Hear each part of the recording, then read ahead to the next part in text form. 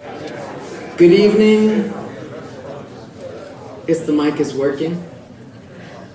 My name is Jonathan Judakin. I'm the Spence L. Wilson Chair in Humanities. It's my pleasure to welcome all of you this evening to the third of the Communities in Conversation series of events that's been rolling out all fall long. It's very exciting to see, again, such a wonderful turnout tonight.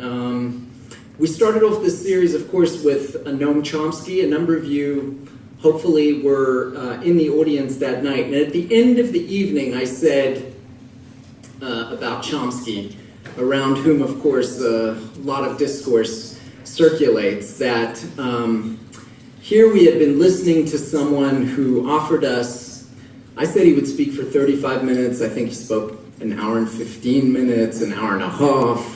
You know how academics can be. But at the end of it, I said, we've been listening to a talk by someone who had been offering us quiet, thoughtful, reflective analysis based on information, the marshaling of facts, making big arguments. Ultimately, that's what the Academy is at its best. And really what Communities in Conversation seeks to do is to put a spotlight on what it is that we as academics have to offer, what we bring to bear in our classroom, in our research, to the broader public conversations of which we are all a part. And I know that we're going to continue that again this evening with this talk by Professor Robert Mnookin, Bargaining with the Devil. It's my job this evening to play the role of the Master of Ceremonies, so let me give you a quick overview on how things will unfold tonight. The very first step will be that I will be asking all of you, please, if you would be so kind. I know now that you have colonized your space, that you feel you own it somehow, and that if I ask you to move, there will be some, resistance to that, but I ask you not to resist. There are a lot of people who are already sort of pulling up chairs. There may be a few others who wander into the room. So if you can just sort of squeeze together people who come in a little bit afterwards and haven't had a chance to find chairs and that kind of thing will easily be able to find seats, and there's no reason that we shouldn't all be comfortable over the course of the next hour and a half.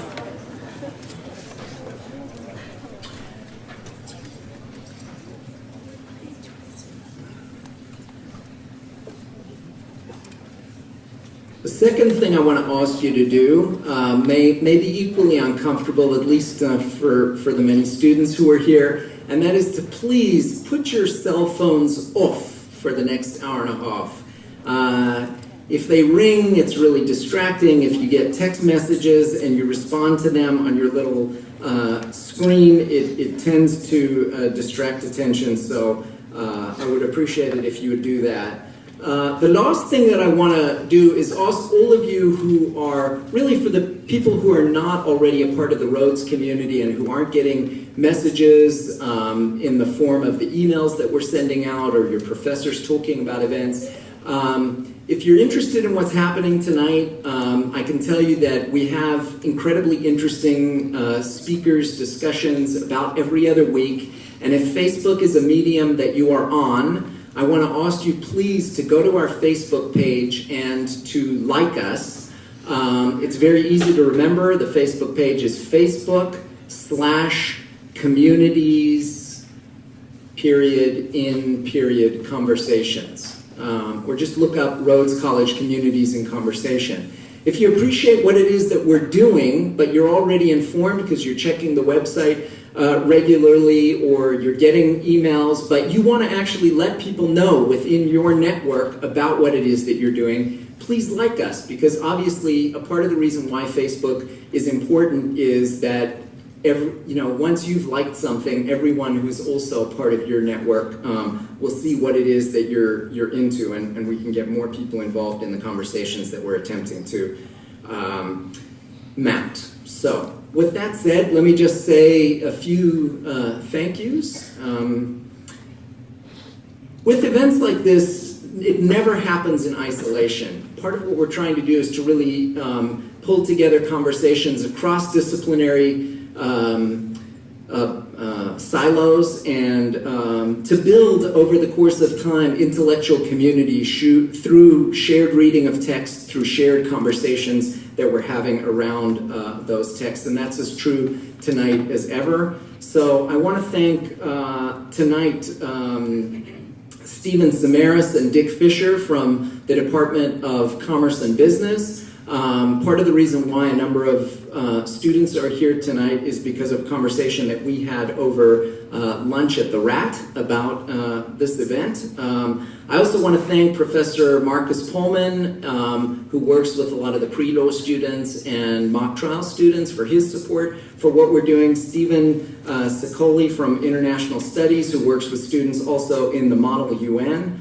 I want to thank as well Juan Cole and the Rhodes Student Lecture Board. I'm very excited that they have very strongly embraced what it is that we're doing. We're going to have a long and enduring partnership with them in mounting these events over the course of the year, and they've very generously supported the whole series for this year. And then I also want to extend a personal thank you to a small group of folks who I work with on every one of the events that help to make sure that all of the myriad little details involved end up getting taken care of. And that is John Rohn, Nanette Gills, the Department Administrator in the Department of History, Jacob Church, who's been helping us with sound and other technical issues, as well as recording these conversations and helping to videotape them so that we can make them available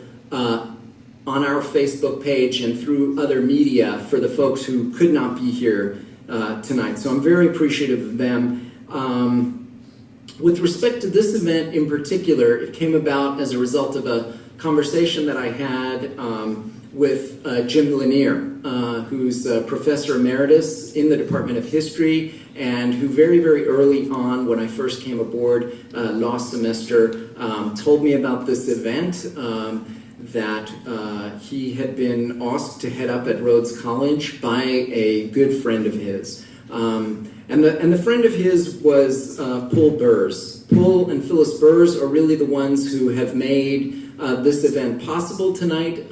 You may well have heard me mention their names as well with the Paul Mendes Floor event. They've been extremely supportive and helpful with both of these events. We would not have been able to have these conversations without their help.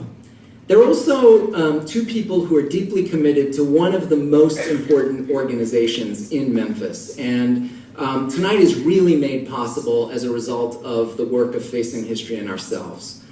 If any of you are not familiar with Facing History and Ourselves, I really want to urge you to just go and Google them on the internet. It's an organization that started right here in Memphis, that has now has their national headquarters in Boston, and that does work internationally, doing all kinds of things. It began with developing curricula and doing teacher development work. And the bottom line is that when I learned about Facing History and Ourselves, I came to know an organization that had put together an entire program for what I was ambling towards in my classroom, a program that came with a rich curriculum, a vocabulary, a set of concepts, a set of approaches to deal with the most important issues that we face in our city, in our region, in our nation, and globally. Issues having to do with the long-term legacies of the Holocaust and genocide,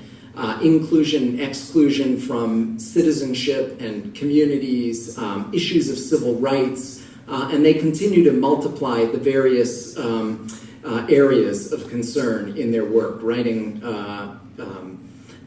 studies for PBS shows that help the teaching of that material in classrooms. And so You know, the very first event that I ever did in Memphis, I did as a partnership with Facing History and Ourselves. I'm very excited that I have the opportunity in my first semester of doing programming here at Rhodes to once again partner with them. And so I want to now introduce you to the Executive Director of Facing History and Ourselves, Rachel Schenkman, who will introduce Professor Mnookin. Thank you.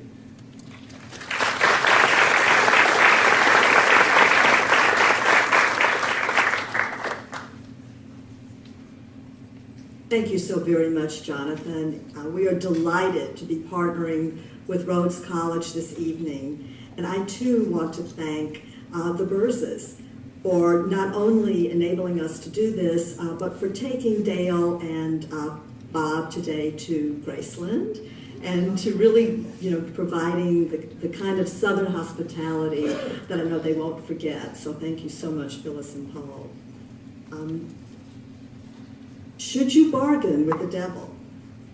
Professor Mnookin this evening will ask us to explore that intriguing question. In his groundbreaking book, Bargaining with the Devil, When to Negotiate, When to Fight, he reminds us that in this age of terror, our national leaders face this sort of question every single day. Should we negotiate with Iran, with North Korea? What about the terrorist groups holding hostages? In private disputes, we all face the devils of our own. A business partner has betrayed you and now wants to negotiate a better deal. Your marriage is ending and your spouse is making extortionist demands. A business competitor has stolen your intellectual property. Your sister is fighting you over an inheritance. You are furious. Your gut tells you to fight, to really fight it out in court. But when facing the devil, anyone you perceive as a harmful adversary, it may make more sense to negotiate than to fight. How do you decide? This evening, Professor Mnookin will help us explore that intriguing question. After his remarks, he will entertain questions that will be moderated by Jonathan, and during our reception, he's graciously agreed to sign copies of his books.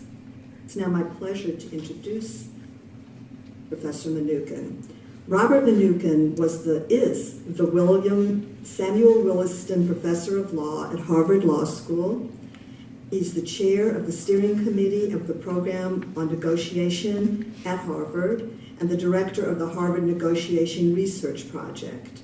A leading scholar in the field of conflict resolution, Professor Mnookin has applied his interdisciplinary approach to negotiation and conflict resolution to a remarkable range of problems, both public and private. On behalf of the World Intellectual Property Organization in Geneva, he designed and has taught annual workshops for intellectual property professionals. As a neutral, Professor Mnookin shaped the innovative resolution of the landmark dispute over operating system software between IBM and Fujitsu. He's also served on the appellate panel that reviewed a salary cap dispute between the National Basketball Association and its players' union.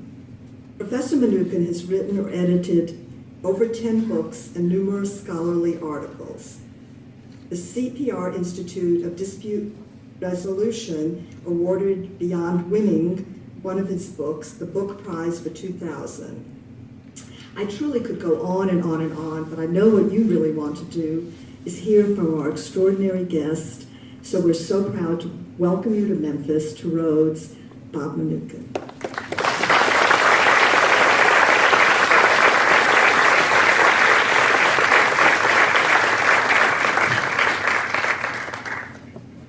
Rachel, Jonathan, thank you so much for the generous introduction. This is my first time in Memphis. I've been to the other place, Nashville, several times, but already, let the record show, in 24 hours I've had both barbecue and fried chicken. And I want you all to admire my tie, which you can't see. But we went to Graceland, which regrettably I was unable to negotiate my way into the mansion, but we saw all the rest. And I'm thrilled to be here in Memphis and to be speaking at Rhodes College and in a program sponsored by Facing History and Ourselves. In some ways, my talk really relates to many of the themes of Facing History and Ourselves. The question I want to address is, should you bargain with the devil? I guess I ought to begin by defining some terms. What do I mean by bargain?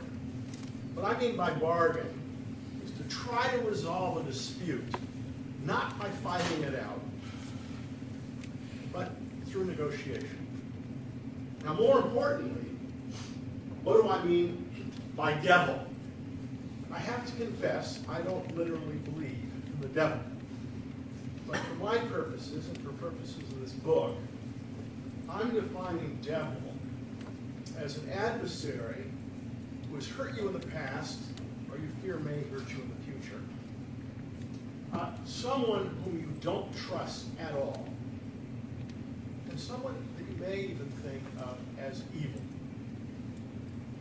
Now, as Rachel suggested at the beginning, what intrigued me about this issue of how do you think through whether to negotiate or fight with an adversary that you think is evil and you think may be out to hurt you, is that in fact the problem, this issue, arises across a very broad context.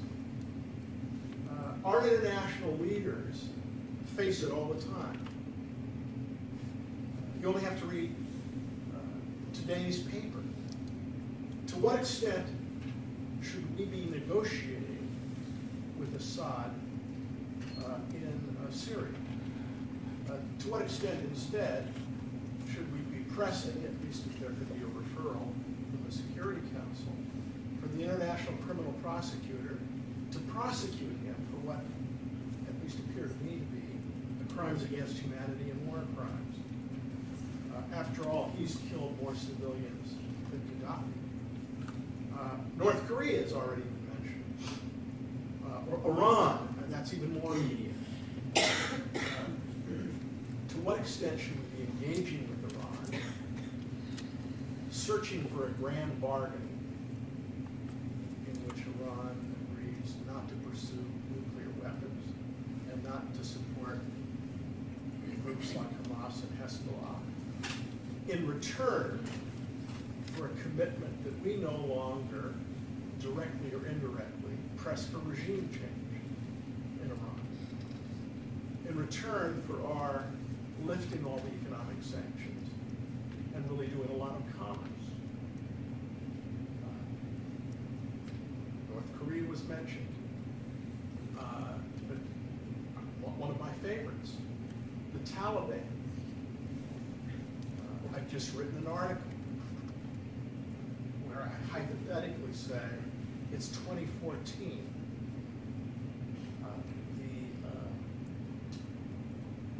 The Afghan government has just made a deal with Mullah Omar. The Taliban is invited in from out of the cold. Should the international prosecutor prosecute for what plainly have been war crimes committed by the Taliban in terms of its various attacks on civilians or not? Indeed, we went into Afghanistan, most people don't realize this, after Mullah Omar, following 9/11, when the United States said to Mullah Omar, turn over all the leadership of Al-Qaeda, shut down the bases, or we're going to come in. And Mullah Omar's response to President George W. Bush was, let's negotiate. And President Bush said, no, this is not a request to negotiate. In fact, we sent the Saudis over to say, President Bush is serious. We're sending the troops in. Your government's going to get toppled. you either shut them down and turn them over, or we're coming in. Well, my prediction is in the next year or so, we're going to be negotiating development. I think it's probably already begun, at least indirectly. So over and over again in international relations, governments face this question. When do you negotiate? When don't you negotiate? As already mentioned, it comes up in business too. One competitor is accused of stealing the intellectual property. Could you please tilt the microphone closer to you on the lectern?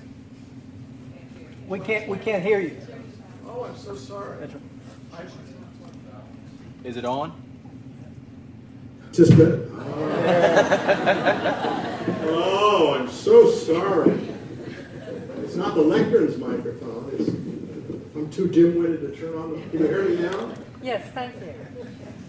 In all of this, my message is, this question, should you bargain with an adversary you think is evil, comes up all the time across the board. Now, in thinking about the issue, you probably have heard categorical answers to this question. Should you bargain with an adversary you think is evil, that you really don't trust? In my field, the categorical answer is, you should always be prepared to negotiate. Being willing to negotiate does not mean that you're going to give up what's most important to yourself. It just means that you're prepared to sit down, talk about what your interests are, and in a problem-solving way, perhaps see if the two sides, or the parties to the negotiation, can't work out an arrangement that better serves their interest than fighting it out. People in my field, dispute resolution, we urge people to negotiate. After all, that's the way you can make peace with your enemies, through negotiation.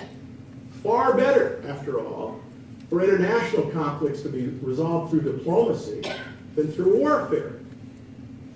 And in terms of civil disputes, I can assure you, as a law professor, that resolving conflicts through negotiation is characteristically far less costly, far less painful, far less disruptive than fighting things out in court. Right? So one answer you hear to the question, should you bargain with the devil, is yes. You should always be willing to bargain. Being willing to bargain doesn't mean that you've got to give up what's most important to you. It means you're going to sit down and try. Now, there's also a categorical response that goes in the opposite direction. And you've probably heard that response occasionally as well.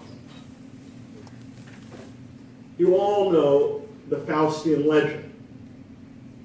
And indeed, behind the Faustian legend is the notion that you should never bargain with the devil. The devil is probably smarter than you are. The devil is certainly more unscrupulous than you are.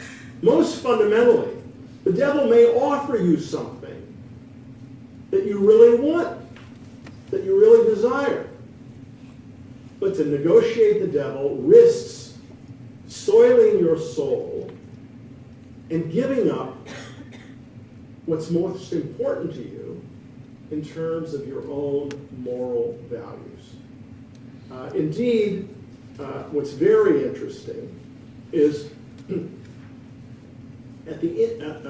shortly after 9/11, Vice President Cheney was quoted as saying, "I've been charged by this administration to ensure that we never bargain with evil regimes. Our responsibility is to defeat them." Now that's the categorical answer in the opposite direction. Now, I guess my own view is that, like most law professors and perhaps most academics, I'm very skeptical of categorical claims in one direction or another. And the reason I'm skeptical about categorical claims is you can usually find an embarrassing counterexample. Okay? Now, what I'd like you each to do now is think about who are your two greatest political heroes of the 20th century. And now I know for a lot of the students, you were born late in the 20th century. And in fact, my two greatest heroes are right here. Those of you in the front row, can you recognize either of these guys? Okay. They're not. Good. On the left is Winston Churchill. Winston Churchill is my hero because in May of 1940, at what had to have been Great Britain's darkest hour, he chose not to negotiate. Let me tell you the story in brief. World War II began in September of 1939 when Hitler's Nazi Germany invaded Poland. A couple of years earlier, France and Great Britain had signed a treaty with Poland promising to come to its defense. They had done that in the hope of deterring Hitler from further expansion. He had already absorbed Czechoslovakia. Neville Chamberlain was Prime Minister of Great Britain at the time. In the Blitzkrieg, the Nazis overran Poland in short order, very, very fast. But in the early spring, the Nazi war machine turned west. In the meantime, Great Britain had sent 250,000 troops to the continent to fight alongside the French. They realized they were not going to be able to displace Hitler's army from Poland, but they thought they could perhaps protect the rest of Europe, particularly Western Europe.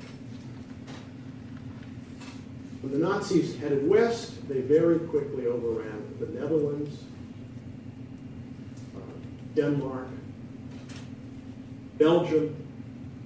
King of Belgium capitulated. France itself was invaded, was teetering on the edge.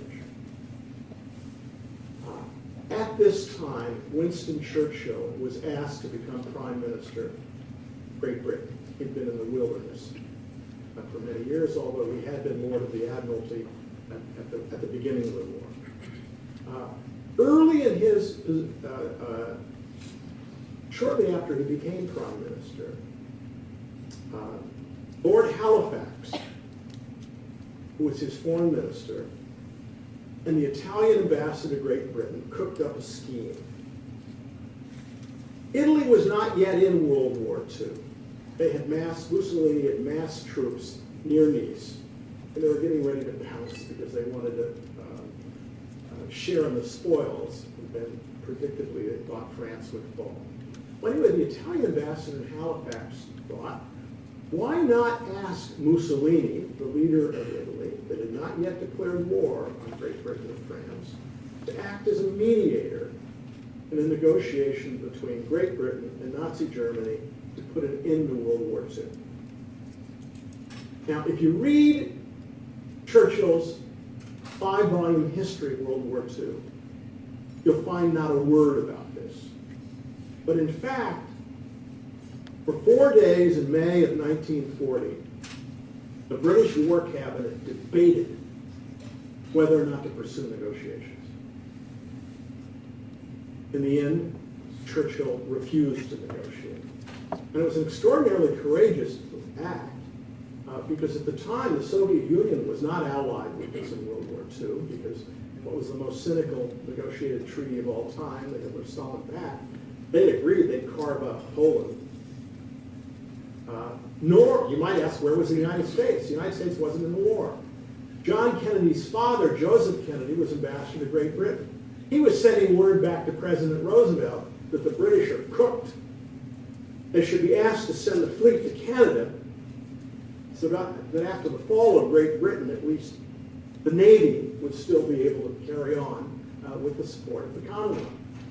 So Britain was really standing alone. Churchill refused to negotiate with that man. How about Mandela? Mandela's my hero for exactly the opposite reason. After more than 20 years in jail, in prison in South Africa, he'd been sentenced, a life sentence, for treason and being a terrorist. Mandela decided to reach out and secretly initiate negotiation with the Minister of Justice, a man named Coetzee. And at that time, although we all, of course, think of Mandela as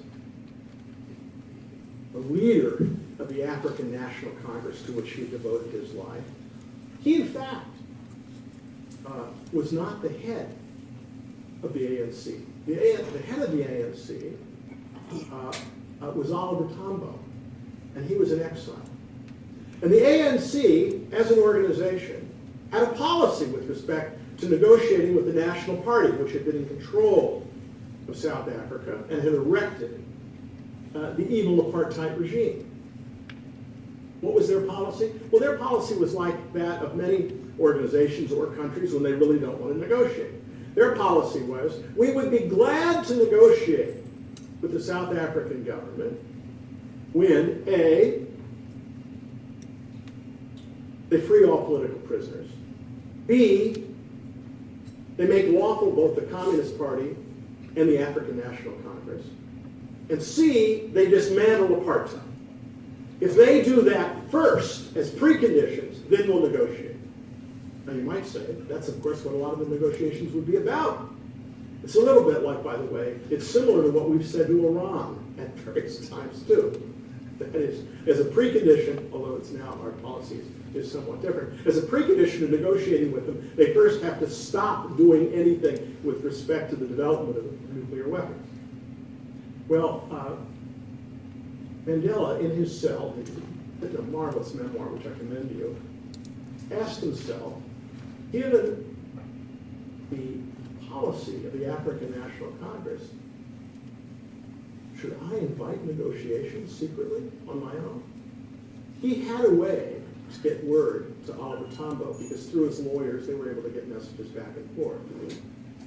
More importantly, Walter Sisulu, who was his mentor, was imprisoned in the same building 3 stories above him, and they saw each other all the time. And he asked himself, well, shouldn't I ask my colleagues before I write this letter inviting negotiations in secret? And what he said was, nope, I'm not going to ask. Why am I not going to ask? Because I know exactly what they'll say. That is, we must not negotiate with this evil adversary. So Mandela was my hero because he chose to negotiate. And I guess what this implies is that the important question, if there aren't categorical answers of whether you should negotiate or shouldn't negotiate, the real challenge is how do you make wise decisions about whether to negotiate or not in a particular context. And that's really what my book is about. How do you think through and make these very difficult decisions when you're faced with the question of whether to negotiate and fight? Now, the reason these decisions are hard is when you view an adversary as untrustworthy, evil, someone who will hurt you, people characteristically have very strong emotions. And these can cloud your thinking. There are also moral quandaries, which I'll say a little bit about in a few minutes. Luckily, this guy is going to help you in my book. How many of you know who this is? Those of us who are older know. This is not Dr. Spock, the famous pediatrician. This is Mr. Spock. Mr. Spock is a Vulcan. And the reason I invoke Mr. Spock is Mr. Spock is someone, because he's half Vulcan, he's not entirely human, that's why he has these funny ears, has complete emotional self-control. He's the consummate rational actor. And his job is to help you think through, analytically, whether it makes sense to negotiate or not. Now, I said that my book really has something to do with facing history and ourselves. The reason for the title Facing History and Ourselves is as an organization, Facing History uses historical examples, whether it's the Holocaust, whether it's the Civil Rights Movement, whether it's bullying, but examples, real world examples, where we've got to face up to our own history. And the reason it's called Facing History and Ourselves is we've also got to face ourselves. And part of what facing ourselves requires us to do is realize how, when we're on automatic pilot, when we're simply acting out narratives of our own identity that aren't particularly thoughtful, we are capable, all of us, of doing acts that are really terribly inappropriate. And facing history and ourselves, the purpose of it is to help people think through how to be upstanders more often and not simply be bystanders, much less perpetrators. And the reason it is hard is, as human beings, the way we make decisions is a complex mix of both analysis and intuition. Cognitive psychologists demonstrate today that we think in two very different ways. Think intuitively, which is quick, almost instantaneous. You can know some things intuitively much quicker and correctly than even if you think it through. On the other hand, we often are in error when we think intuitively because may be driven to a conclusion, a part of our own history, our own emotions, where it wouldn't withstand analysis. The other way human beings think is analytically, which require that you really try to carefully think through cause and effect, costs and benefits. It's slow, it's ponderous. It's not that you always think one way or the other way, and it's not that you can't know some things intuitively that are deeply true. The difficulty is that as human beings, and I think this is particularly true when you're dealing with an adversary like is evil, the intuitive part of ourselves rushes to a judgment. We've got to fight. It makes more sense to fight. And rather than having the analytic part of our brain really think through carefully the advantages and disadvantages, we hire the analytic part of our brain to be our lawyer and to selectively look for facts to justify the intuitive conclusion we've already reached. Mr. Spock can help you avoid that. And he can help avoid a number of traps that I'm listing here that, in fact, I think all lead people much too often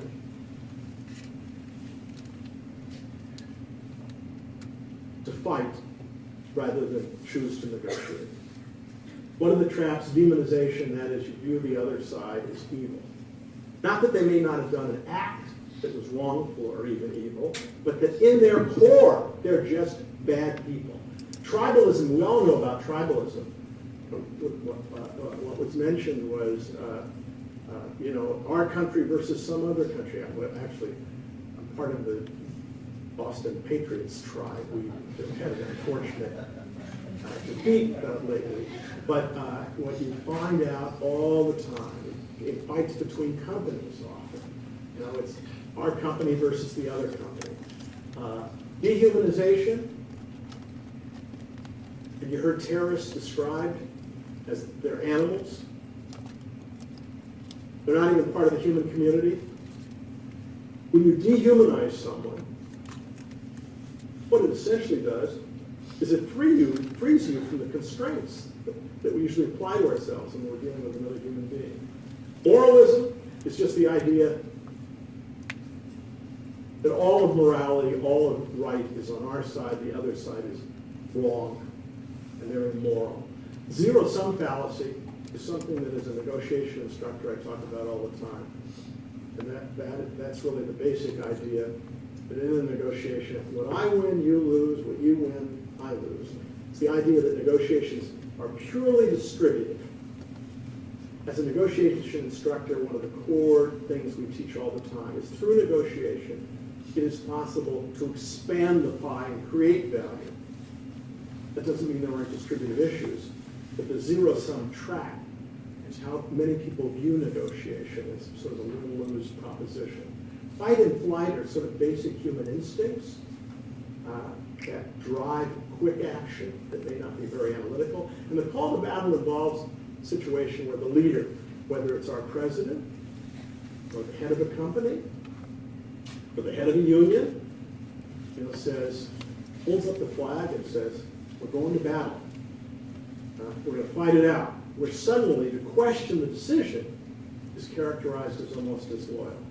Well, Mr. Spock has a bunch of questions to avoid this. What he wants to know in trying to think through whether to negotiate or not is, what are your underlying interests? In the long run, what do you really care about? And he's going to also ask you a question that's less fun to think about. What do you think the other side's interests are? What is the whole range of things they care about? He's going to also ask you about what your alternatives are if you don't negotiate. How good is that alternative? If you've got a terrific alternative where, for example, if you file suit, if you really somehow knew that it was going to be very fast and speedy and you had almost 100% certainty of victory, that's a very good alternative. Often, though, your alternative may be not so good. For example, with Iran today, our alternatives, if in fact economic sanctions don't work in terms of preventing them from getting nuclear weapons, aren't so hot. Similarly with North Korea, now that they have such weapons, what are our alternatives in terms of fighting alternatives?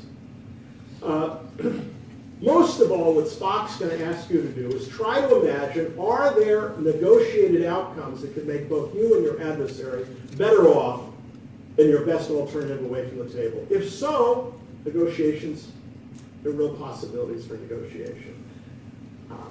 You've got to be concerned in thinking about whether to fight or negotiate. Even if I make a deal with this guy, can it get implemented? What assurance do I have that in fact it will be carried out? We in fact at one point made a deal with North Korea. In fact, they violated the deal.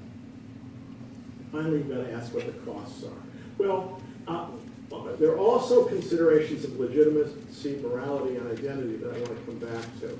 Now, what my book involves are 9 stories, including the Churchill and Mandela story and a bunch of others, all of which involved adversaries where there were very strong emotions, all of which involved decision-making where you could explore the relationship of analysis and intuition, and all of which involved moral quandaries. Why moral quandaries?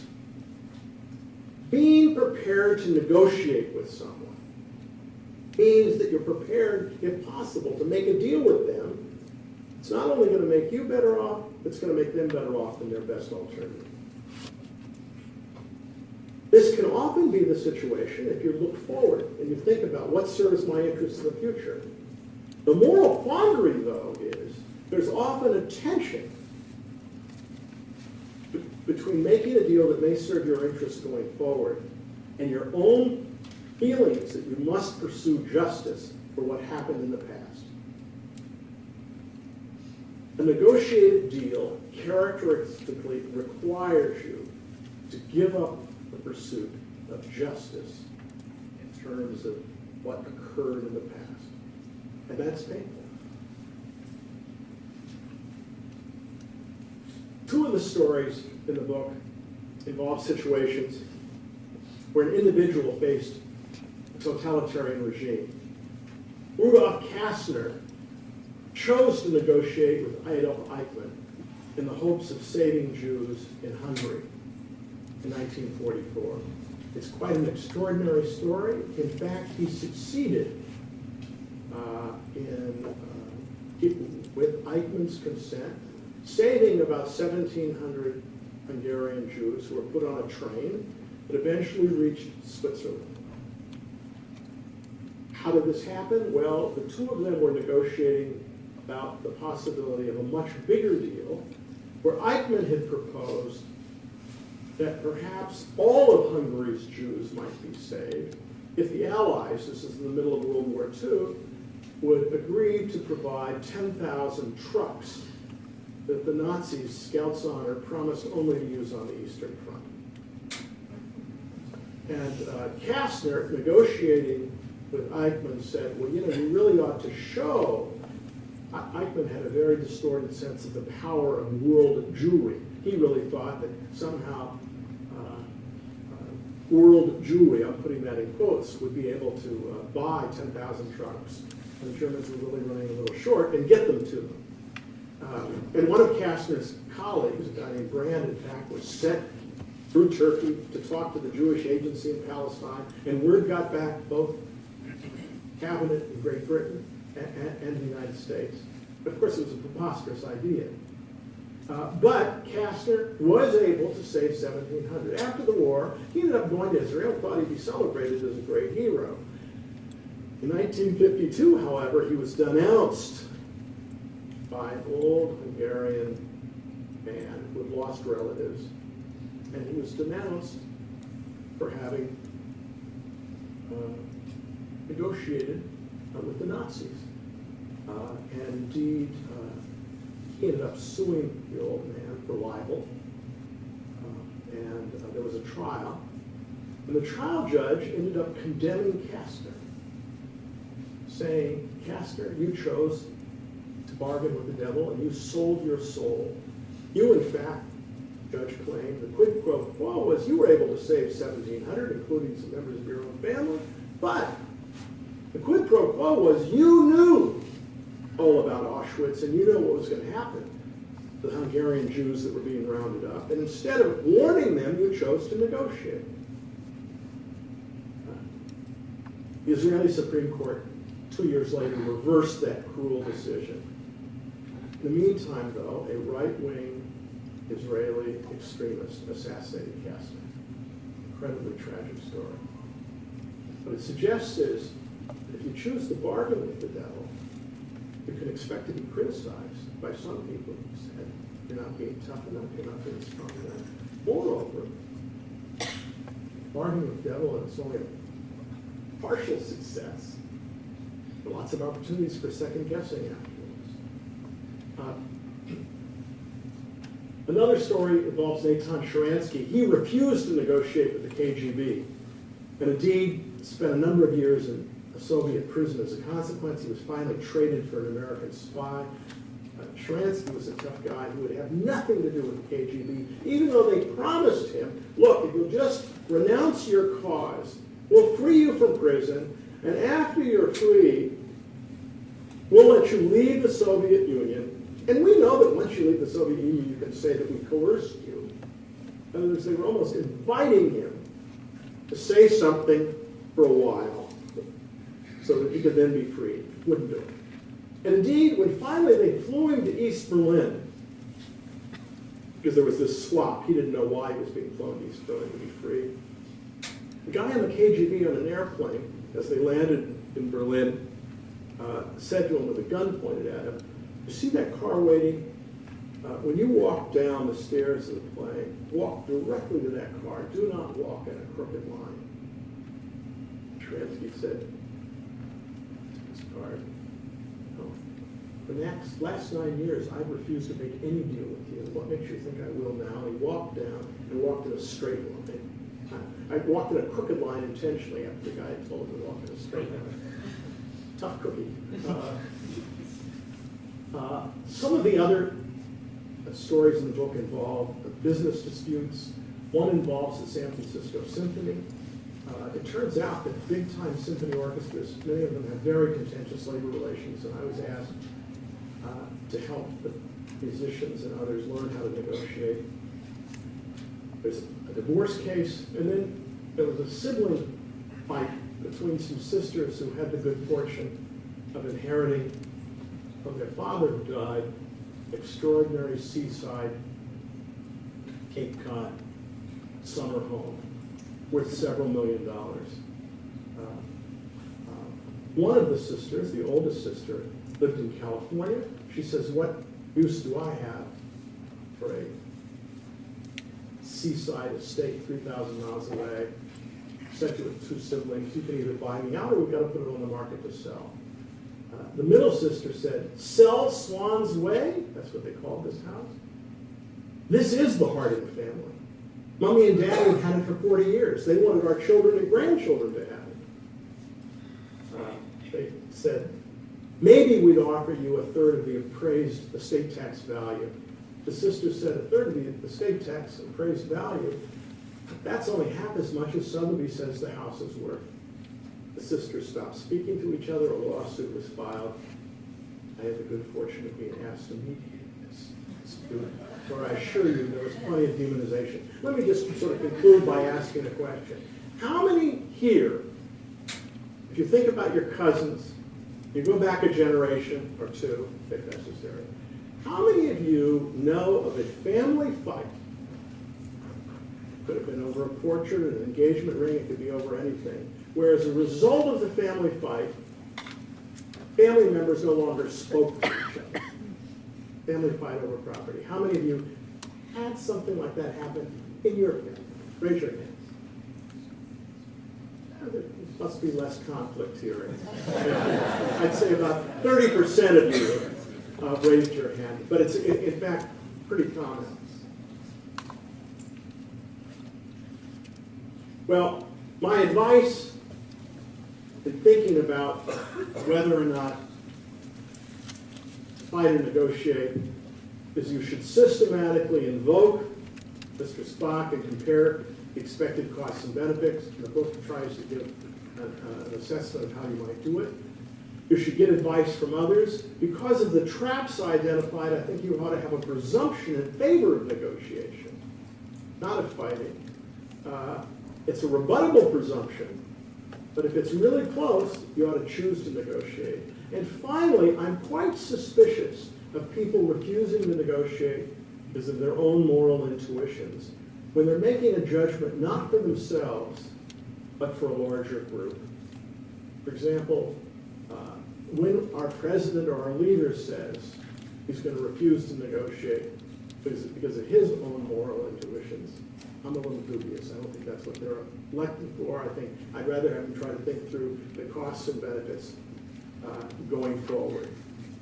My publisher told me when I wrote this book that I had to have an elevator speech. I'm going to give it to you right now. The elevator speech, you've got to be able to summarize the book between the 10th floor and the lobby. I'm going to do it for you now. Should you bargain with the devil? That's what my book's about. My answer?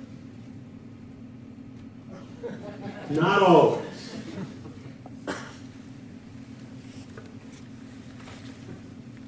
But more often than you feel like it.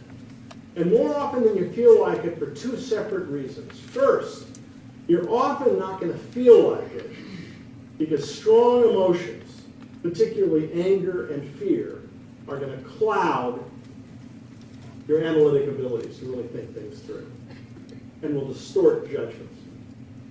And the second reason, more often than you feel like it, is really a deeper issue, and that is deciding to negotiate with an adversary in these circumstances often requires you to give up the search of perfect justice, which is characteristically backward-looking, and instead looking forward to the future to think about what in the long run might best serve your interests.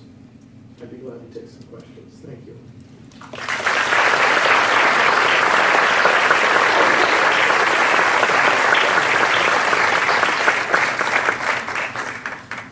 Maybe a few of you who want to, I know there's some of you have a class, I think it's 6 o'clock or something like that.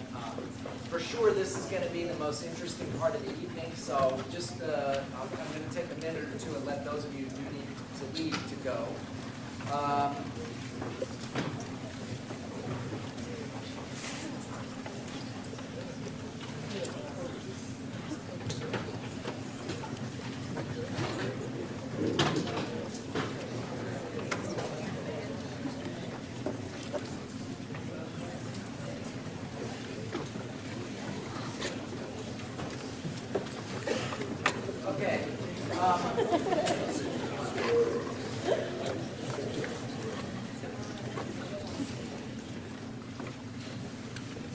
I want to just start the conversation with just on sort of two tracks, because I think actually the book works on two tracks. And one is to start with a concrete example, and then I want to sort of get into some of the deeper issues that I think are raised in the book, and then once we've started the conversation, we'll open it up to a broader audience. Okay. I think I'm going to ask a question that's connected to the book, but that's not directly in the book. I understand that you were recently asked to go and give some talks in Israel about applying some of these ideas in the contemporary context. So could you say a word or two about your thoughts about negotiating with Hamas in the current context, and how this paradigm might play out in thinking about the Arab-Israeli conflict at present? First, I've got to ask you, who are you talking about? Are you talking about Israel negotiating with Hamas or the United States negotiating? I'm talking about Israel negotiating with Hamas in the current context of the Arab-Israeli conflict. Right. Well, I'd be glad to reach that question. Let me give you what I think is even a more powerful argument. And that is, should the United States be negotiating with Hamas? And my answer there is yes. My own view, and I have no illusions about Hamas. I mean, I think they are a group certainly that is engaged in terror. I think there are signs of change. Hamas's world is changing. There's Hamas in Gaza and there's Hamas in Syria. Hamas in Syria, Mashah looks like he's the titular head of all of Hamas. Looks like he's leaving Syria because they realize they have perhaps bet on a losing horse in terms of Assad. And he apparently is a Jordanian citizen and back to Jordan. But I guess my own feeling is that in thinking about Israeli-Palestinian dispute, I ask myself, why can't they make the fairly obvious deal for a two-state solution? And the fairly obvious deal, what I find the fairly obvious deal to be, is a deal that's incorporating what are sometimes called the Clinton parameters. I mean, basically it's two states. You start with the 67 borders, you then make some adjustments where you trade, you swap some land in what is presently Israel for some areas that are part of the West Bank now where there are very large Jewish settlements. Land swap that's one for one. You make Jerusalem some kind of condominium where it can be the capital of both nations. And you might internationalize the holy sites.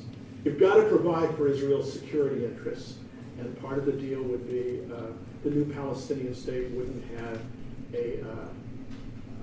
an army, although they certainly would be in control of their own police force. The settlements, for the most part, would be dismantled, except for those in the portions that were reabsorbed. And the Palestinian right of return, putting that in quotes, would be a right to return to the new Palestinian state, not to Israel. And everybody's known those basic terms. The parties basically know what they are. There are lots of arguments around the edges, but that's the deal. I asked myself beginning about 5 years ago, why isn't it being made? And the reason it's not being made is because of profound internal conflicts within each society. All right? Now, among the Palestinians, the internal conflict has been between Fatah and Hamas. Even today in the paper, there's some talk about reconciliation. But Fatah and Hamas have very nearly had a civil war. I mean, Hamas controls Gaza. They've imprisoned a lot of members of Fatah there. On the West Bank, Fatah has quite an authoritarian governing structure, and I assure you they repress Hamas. And so on the Palestinian side, for them to agree to much, this is extremely difficult. Within Israel, there are profound internal conflicts. Indeed, Netanyahu, and I'm no great fan of Netanyahu, is not kidding when he says his governing coalition would fall apart if, in fact, he began negotiations on anything like the kind of terms that might be necessary in order to make a deal. Right? Now, you asked, should Israel negotiate with Hamas? My answer is, they already have.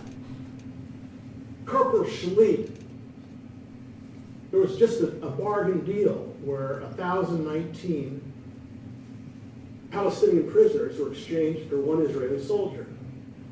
That occurred through negotiations. It was done a little bit indirectly, where the Egyptians were acting as an intermediary, but there were negotiations. Negotiations in the sense that offers, counter-offers, going back and forth. For years, Israel wouldn't negotiate with the PLO. If in fact there's ever going to be a deal, in my view, Hamas is going to have to be involved one way or another. And figuring out how to do it is difficult. And of course, Hamas, it's not easy to do business with Hamas. I mean, Hamas, after all, in their charter still says they're committed, they're not simply refusing to recognize Israel, they're committed to the destruction of Israel. When an Israeli says it's pretty hard to want to do business and negotiate with someone who doesn't destroy you, I mean, there's a lot to that. The United States, similarly, I was just in Israel and I met with the people. Our embassy is in Tel Aviv because we don't recognize Jerusalem as the capital of Israel. And we have a consulate in Jerusalem. The embassy in Tel Aviv has no dealings whatsoever with the settlers who are in the West Bank, nor with Hamas. The consulate has some more indirect dealings. But in fact, we have no direct government, well, it's not a government, but contact with Hamas. And I think it's a mistake. Doing it, I think if it's going to be done, it's got to be done in secret. It often, in fact, in these sorts of situations, you don't announce, right at the beginning. I mean, after all, what Mandela did was entirely secret. He kept it secret even from his own colleagues when he started, when he wrote the letter to Kutsi. Later it came out where some colleagues in the ANC knew about it. But often, when you're dealing with an adversary whose stated position is your destruction, it's very difficult to do it publicly.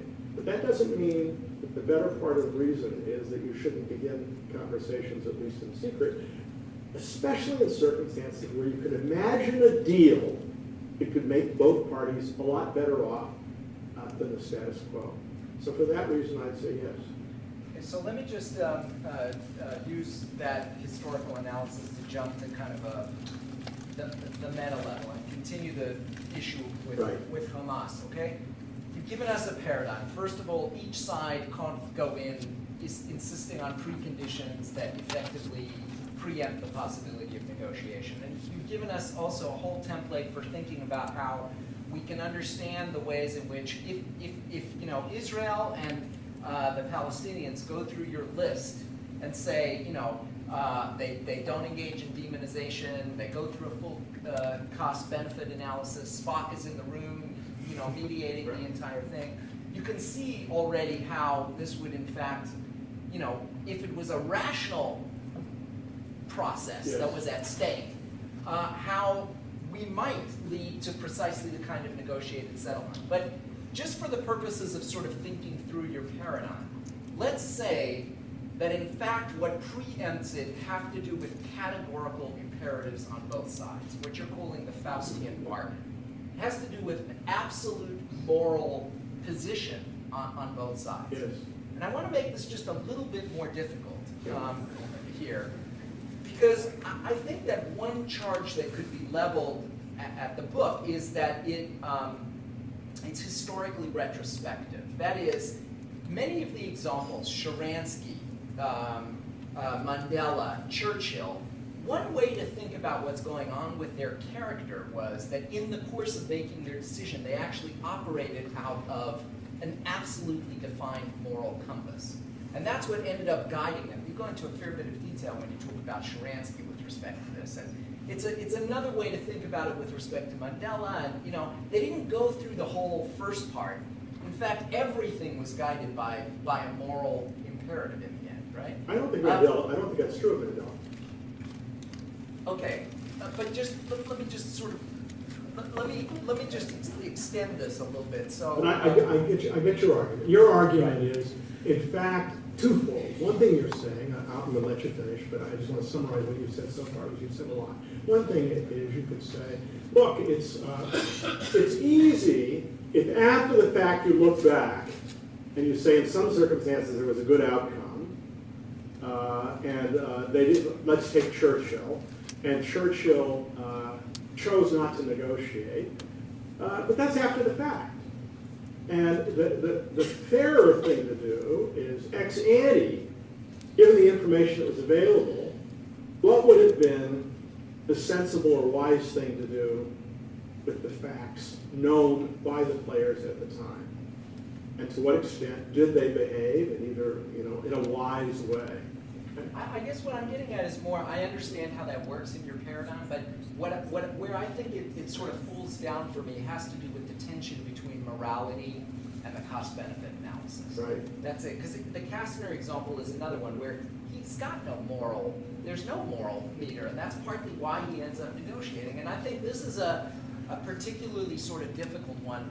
When you act as a rational actor, you do all of those kinds of things, but you're negotiating with someone whose moral meter is absolute in one direction. Hitler thought that he was doing, the ethically right thing in the world, right? Redemption was possible if only he carried out his program.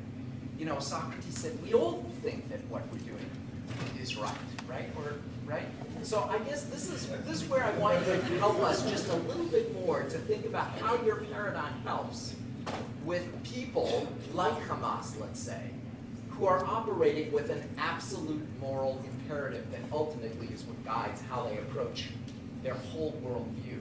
Is there a possibility of negotiation in those kinds of circumstances? That's what I'm trying to get at. Well, first of all, I would dispute your characterization of Hamas. Of my own reading of Mashaw and the other leadership is they are ruthless political leaders, but they are not driven simply by a narrow ideology. And they're not driven by some sort of deep moral sense of what's right or wrong. I think they want to achieve certain objectives. Okay? So I would dispute on the facts in the Hamas example the extent to which they aren't like a lot of political figures. They're willing to invoke morality all the time, but in terms of, I think they can be influenced by judgments about consequences of alternative courses of action. And what you perceived in the book, which is correct, and I plead guilty to, I'm a consequentialist, all right? Particularly where leaders are making decisions on behalf of other people, I think the rational and right way to make decisions is to be guided primarily by an assessment of costs and benefits. Now, costs and benefits are not morally bankrupt because in terms of what counts as a cost and what counts as a benefit, you can argue. But I'm willing to make trade-offs. And indeed, someone who reviewed my book characterized it as sort of a pragmatist manifesto, because it's very pragmatic in that regard. It's not driven by a Kantian philosophical perspective, although I respect that there are certain moral imperatives that will always trump. Okay? So I, first of all, confess that underlying the analysis is that kind of consequentialist, rather utilitarian frame, which can be disputed. Right? On the other hand, you're asking a different question, and that is, will it make sense to negotiate with someone who's simply crazy, who can't be influenced by any kinds of arguments or any kind of notions of consequences or costs and benefits, it might not pay to negotiate with them. I mean, if you're confident that's what they're like, then I guess Spock would say, in terms of thinking about whether there's the possibility of a negotiated outcome that could serve their interests and our interests better than fighting it out, you might say, well, I can imagine that, but they won't be able to imagine that. Why? Well, because they think differently than we do. They're so committed to their ideology, whether it's communism, Islam, whatever it is, that will so dominate their thinking that it won't make any sense. Now, if you were sure that was the correct perception of the other, maybe you shouldn't negotiate. But so often what we're doing is projecting that onto the other. Where we're projecting onto them, they don't think the way we do. They don't value human life the way they do. They don't care about their children getting an education. They don't care about their economic well-being. All they care about, and then we make some unidimensional claim. That's all they care about. Are there people that are that unidimensional? Of course there are some, but not most. And I'm very worried about the trap of kind of viewing the other that way. I don't want to say there aren't any that aren't like that, but I guess I'm skeptical. And in the example of Hamas, I was just with a guy named Bob Pastor, who's from the Carter Center, who had just spent 3 hours with Bashar in Damascus. We had a long discussion of it, and I'm no fan of Hamas, I assure you. But, you know, this guy, I was particularly interested in the extent to which religious ideals, Fatah is much more secular than Hamas, was driving, and they're much more traditional than Hamas. And I ended up being persuaded, of course they're more religious, they're more observant, but that's not, that isn't the only driver at all. I don't know if that's an adequate answer, but No, I think it's good to get the conversation going, and maybe on that note we can open it up. I think you had a question. Did you still have that I question? did, but I wanted to take it off topic and continue on this one. It's okay. We can open it up. I think at this point. Sounds good. Ask me an easy one. Well, I think this is an easy one, and I happen to work for the Grizzlies, so it's heard it to be honest. I was in New York last week and had some time with David Stern. I was curious, in the introduction you mentioned, there was mention they had the player union, NBA players union. Can you just talk a little bit about that? Well, we had two big negotiations in professional sports, one in basketball, one in football. And you see, in teaching about negotiations, there are, actually these sports negotiations are fascinating.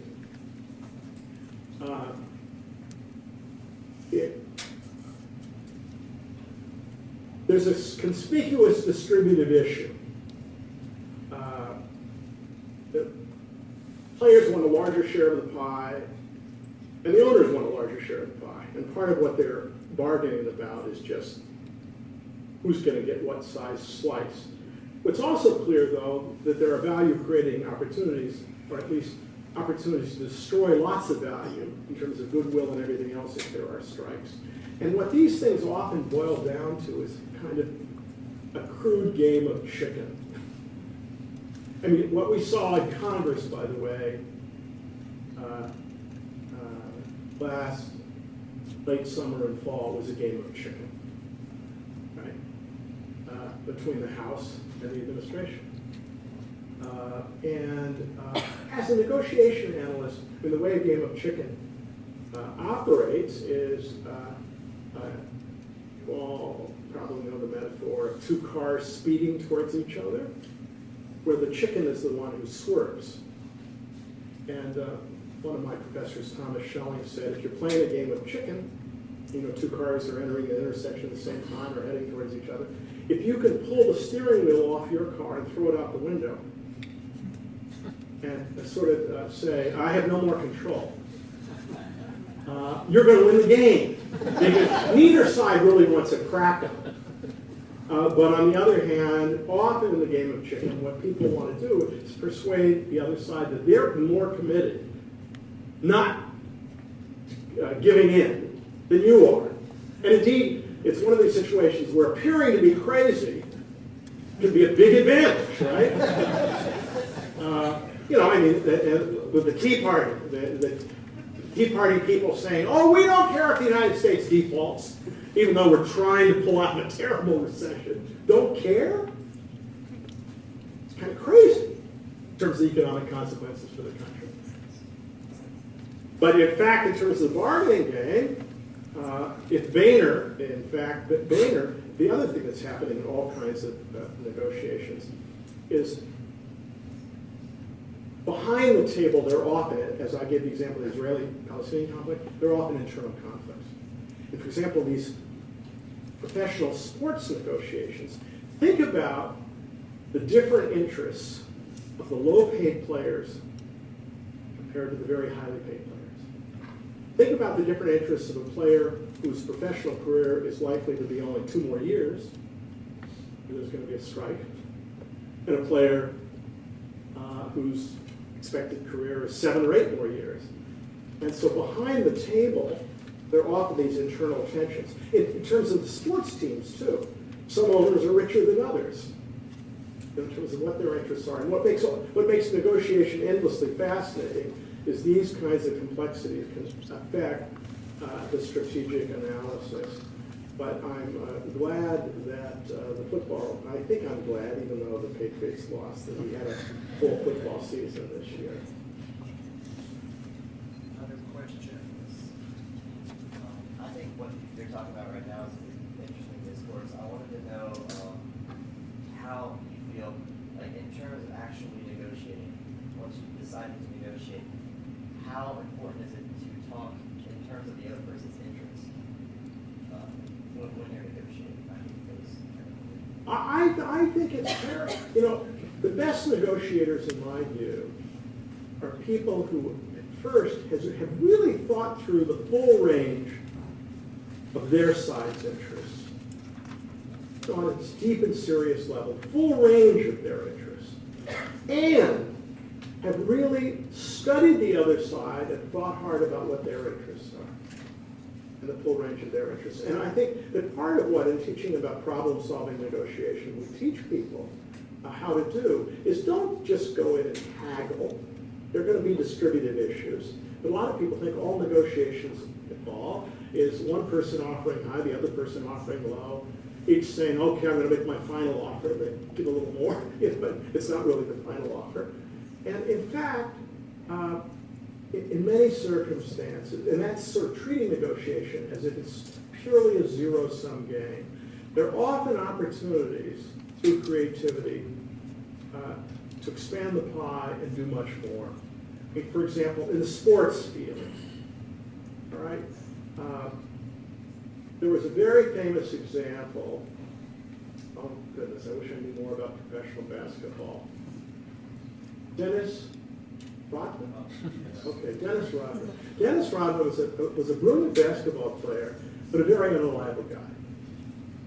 And he was missing a lot of games, he wasn't always trying, he was getting paid a lot of money.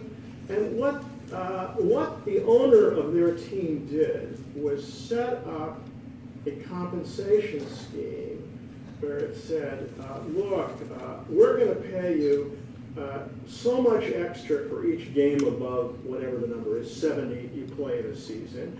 We're going to pay you X millions or hundreds of thousands of dollars more if you win this prize. We're going to pay you for this kind of a... Well, the following season, in one season he played, I'm making up the numbers, I don't quite remember, he had played about 65 games out of 100, and the next season he played 97 out of 100.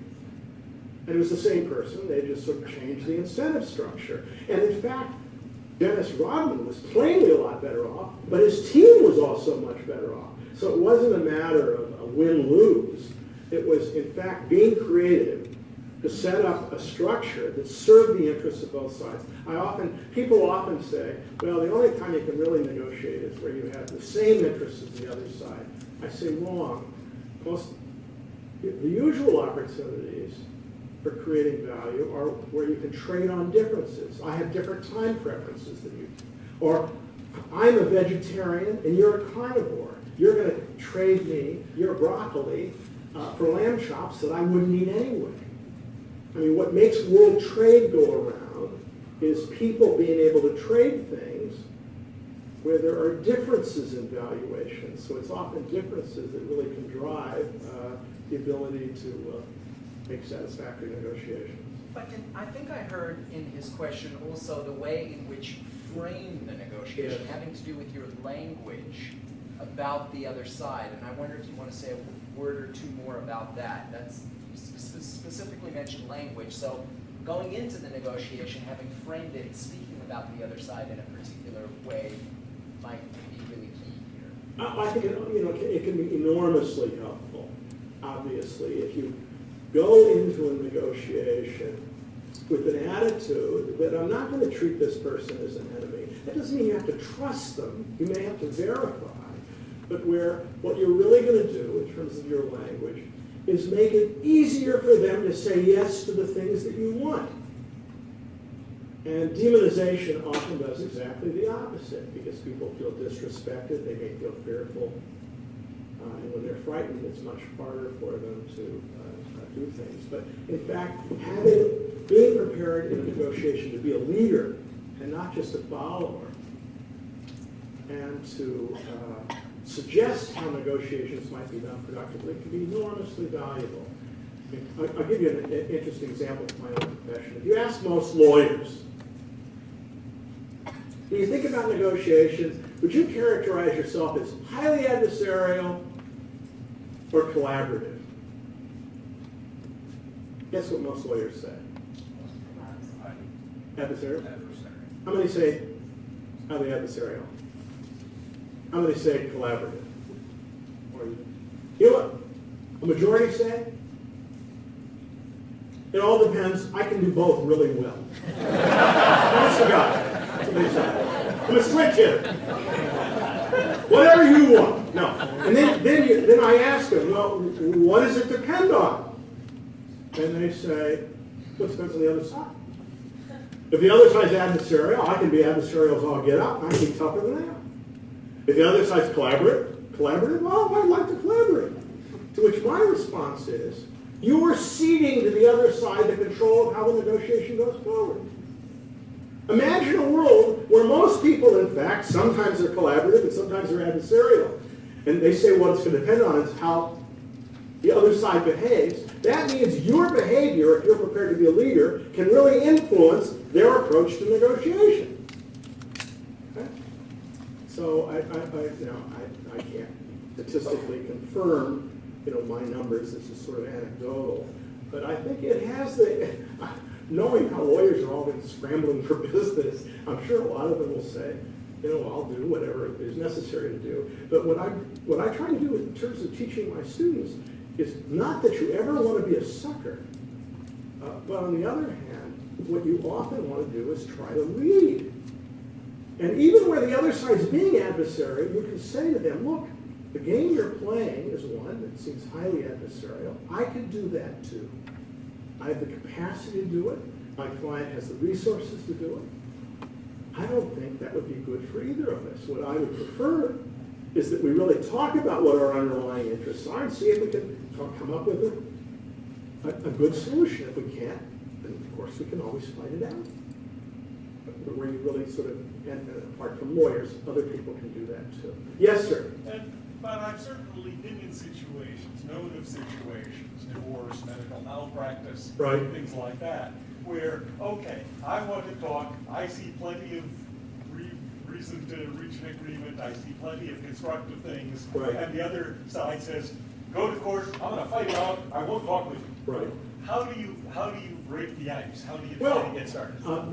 That's a great question, and you're absolutely right. That often, one problem, which I don't talk much about in my book, is what do you do when you're not demonizing the other side, but they're demonizing you? How do you demonize yourself? Right? What you're asking is even if they're not demonizing you, what if they seem absolutely, even though you think there are ways both could be better off, they seem just hell-bent to run off to court. I think what you have to try to do is use persuasion. And sometimes, it involves writing a letter to the lawyer on the other side. laying out the reasons why it's in his client's benefit, where you frame the letter in a way where you're sure the lawyer's going to at least have to share the letter with his client. Sometimes what you want to do, of course, is try to change the parties. And that is, we've all gone to the department store where the salesperson says, no, I have no authority, can't negotiate. And what do? You say, well, give me, but if you don't mind, could I have the name of the manager? I'd like to be able to explain it to them. Where you then see if you can't find someone with whom it's a little easier to do business. But there's no one easy answer that's going to always work. But on the other hand, having a mindset where you're searching for opportunities to engage in problem solving, I think can be very valuable. The reason I wrote this book, though, is I do not believe, I'm not a pacifist, and I'm not someone who believes that it always makes sense to try to negotiate. There are circumstances where, in fact, in my view, it doesn't make sense. But I think the error is so often in the direction of people refusing under circumstances where their interests might have been better served had they tried. Yes, sir. I want to raise the issue of depth of negotiation in terms of clarity, in terms of interior clarity. I'm a pediatric hospital chaplain by profession. I was trained the first day. They set me up to the floor and they put all of us into grotesque situations. And then they brought us back and they said, how far did you get into the room? And the goal was to actually touch the patient, grab his hand. Most of us couldn't get through the door. And then we spent a year trying to figure out why we couldn't put our hand on his hand. And that talked about, for me, interior clarity, that I've been in some pretty scary situations, and you have to be, to my understanding, you have to be aware of yourself and your own fears and your own limitations, your own brokenness. And I say that in terms of say Armenia with Nagorno-Karabakh and Azerbaijan, where that level of negotiation is basically screaming at each other, and yet they claim to be a negotiation. Look at Northern Ireland, and my personal hero would be Terry Adams for a whole lot of reasons. Well, Before you answer, let me play the role of moderator here. There were about 4 hands up. We're just about out of time for tonight, so we can continue the conversation afterwards as well. Individually, there are books for sale outside at a real bargain price. Only $10, tonight only.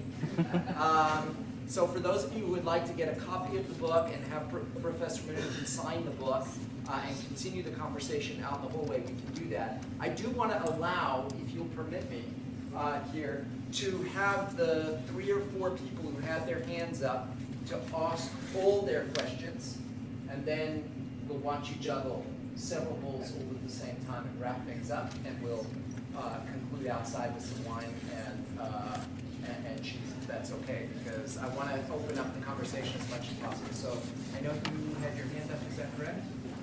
You did, yeah. Okay, go ahead.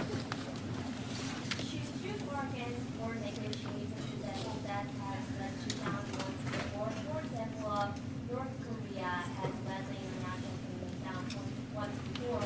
And should members of international community, especially like countries like the United States and South Korea, be willing to go back to the table and negotiate with North Korea? Okay, there were a couple others. Yeah, I think we'll make this the last one, and then we'll continue the conversation outside. Okay. Locally, and I'm sure, transportation, there's consolidation. And I thought this was a perfect conversation to be able to manage that, so I was curious about what thoughts you had on that. And also, wanted to hear your thoughts on, they talked about the language and verbal communication piece, but touch on the nonverbal communication and intertwines and negotiation perspective from American culture where we really rely on self-reliance, and how does that fit in on negotiation in terms of understanding the other person's perspective? And the last piece,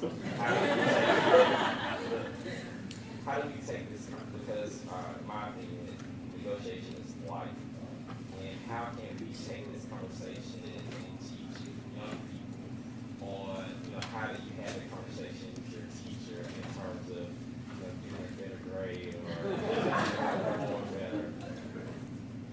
better? 3 questions, they're lost with 4 parts. No. Well, those are all terrific questions. First, as a negotiation imperialist, I see all of life as one grand negotiation. And I think Americans are engaged in negotiation all the time. Second, in terms of the school situation, and I have only the most superficial understanding of it, here in Memphis, between the city and the county, it's one enormously complicated negotiation where it would be both intriguing and difficult to identify all the stakeholders, really try to think through what all their interests are, and in a problem-solving way, search for ways forward that might involve progress. In terms of North Korea, I think that President Reagan, said trust but verify, and I think that in a country like ours where we have the rule of law, if you make a contract with someone, although it can be very expensive to enforce it and that is a constraint, there are ways really to hold people to their bargains. I mean, one of the great human institutions is a legal system that can make it very costly for people to break their bargains, to break their promises, because you can take them to court. You have a remedy. In international relations, it's not quite so easy, obviously. And what you often want to think about is how do you design agreements where you can verify, and where in advance you think through, well, what possible sanctions can I apply if necessary, and what are the incentives that are going to be operating on the other side. And it's not easy, but it doesn't mean that you should never negotiate. My students sometimes say to me, I can only negotiate with people I trust. And I said, well, at least in my profession, you're going to be at a disadvantage. They said, well, why is that? And I said, look, there's some people that you know extremely well. You literally trust them with your lives. And there are other people that you can't trust them, that nothing they say is very worthwhile. And there's a very broad range of people you just don't know. You don't know. And moreover, my view of human nature is most people are trustworthy most of the time. What you have to worry about is when the pressure really gets high and when the incentives are really strong, are there going to be incentives for them to defect? And there may well be. So that means what you've often got to be thinking about is what do you do? What incentives are operating? Well, what are you going to do? I mean, the pragmatist says not that you're going to change human nature, and I'm certainly not going to have a rule that I won't negotiate with people that I don't trust, because sometimes it's the people you don't trust that you most need to try to work out arrangements with that can be valuable. Your point is a very powerful and important one. In my negotiation teaching, I claim the best negotiators, most of all, learn to know themselves. They know what their own hot buttons are, and we all have them. They know something about when they're on automatic pilot. Do I have too much of a tendency to be accommodating? Do I have too much of a tendency to be competitive? Do I have too much of a tendency to be an avoider just because I don't like conflict? And that kind of self-knowledge for professionals involved in these situations is extremely valuable and extremely important. Because, what I hope all of you are able to do is learn how to soar with your strengths and manage your weaknesses. And we've all got both. And the personal challenge is to develop enough self-awareness so that to a greater degree you can do both those things. Thank you very much.